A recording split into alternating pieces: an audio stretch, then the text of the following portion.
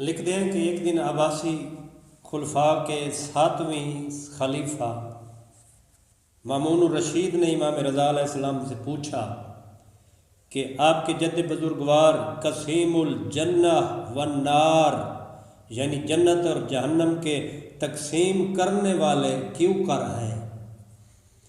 یعنی سوال کیا اس نے بادشاہ نے کہ آپ کے جد، آپ کے بزرگوار، آپ کے دادا قسیم النار والجنہ کیسے ہیں، کیوں کر ہیں؟ تو مولا نے خوبصورت جواب دیا۔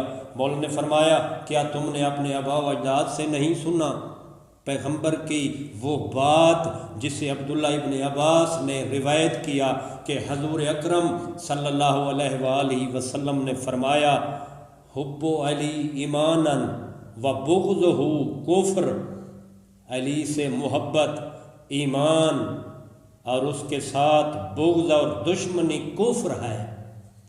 مامون نے کہا ہاں میں نے سنا ہے۔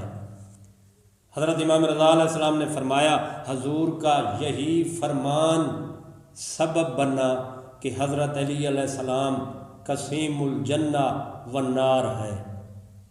سبحان اللہ، یقیناً آپ بات سمجھ گئے ہوں گے۔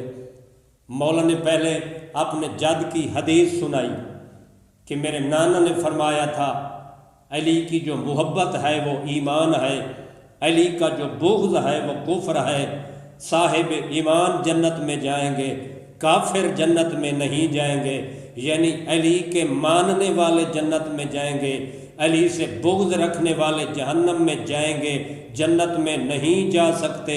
اسی بنا پر پیغمبر اکرم صلی اللہ علیہ وآلہ وسلم نے فرما دیا کہ میرے بھائی قسیم النار والجنہ ہے، یعنی جو علی سے محبت کرتا ہے وہ جنت میں جائے گا، اور جو علی سے بغض رکھے ہوئے ہے دنیا میں اس کا ٹھکانہ جہنم ہے۔ تو یہ بادشاہ تھا، دنیا دار تھا، سفاک ظالم تھا، مولا کے قدموں پہ ہاتھ رکھ کے کہتا ہے خدا مجھے آپ کے بعد زندہ نہ رکھے، میں گواہی دیتا ہوں کہ آپ رسول خدا کے صحیح جانشین ہیں اور رسول خدا کے علم کے وارث ہیں۔